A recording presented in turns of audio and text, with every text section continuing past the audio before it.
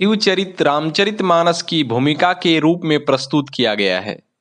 यह बात सर्वविदित है कि भूमिका का स्थान किसी भी ग्रंथ में महत्वपूर्ण होता है। भूमिका में महत्वपूर्ण सूत्र मिलते हैं जो ग्रंथ के गूढ़ार्थ व्यंजक प्रसंगों के समझने में सहायक होते हैं। अतः राम कथा की गूढ़ता समझाने के लिए गोस्वामी जी ने शिव कथा शिवचरित को भूमिका के रूप में प्रस्तुत किया है। राम पदारविंद अनुरागी प्रयाग निवासी भरद्वाज मुनि के मन में राम तत्व के संबंध में संदेह है, क्योंकि राम के नाना रूप प्रचलित हैं।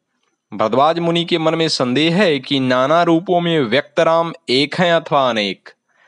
अपने मन का संदेह वे युग के सर्वाधिक विद्वान और तत्वदर्शी ऋषि याज्ञवल्क्य के सामने रखते हैं। पूज्यपाद गोस्वामी जी इस प्रसंग को अत्यंत रोचकता पूर्वक प्रस्तुत करते हैं।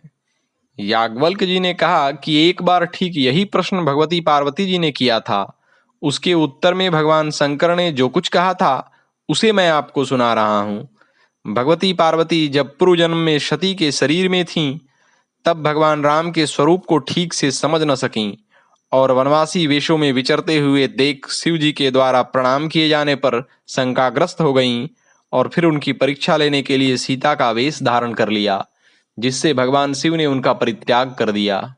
इसके बाद उन्होंने दक्ष के यज्ञ में शिव के भाग को न देखकर स्वयं और शिव जी का अपमान समझकर अपने देह को त्याग दिया। सती के आत्मदाह के पश्चात शिवगणों ने यज्ञ विध्वंस कर दिया। सती ने मरते समय भगवान श्रीहरि से अपने परम आराध्य भगवान शिव जी के चरण कमलों में सहज अनुराग मांगा। कालांतर में पर्वतराज हिमवान की पुत्री के रूप में उनका अवतार हुआ। मेना दिव्य पुत्री को प्राप्त कर पुलकित हो उठी। पार्वती के जन्म के पश्चात हिमवान के यहाँ रिद्धि सिद्धियों ने अपना डेरा डाल दिया। पार्वती के बड़े होने पर एक दिन भ्रमण करते हुए नारद जी पधारे। हिमवान और मेना ने उनका यथोचित सत्कार करके अपनी पुत्री के भविष्य के विषय में प्रश्न किया। नारद जी ने विस्तार सहित पार्वती के लक्षणों का वर्णन किया तथा बतलाया कि भगवान शंकर से तुम्हारी कन्या का विवाह होगा।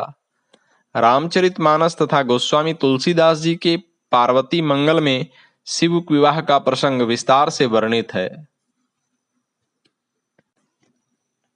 ओम।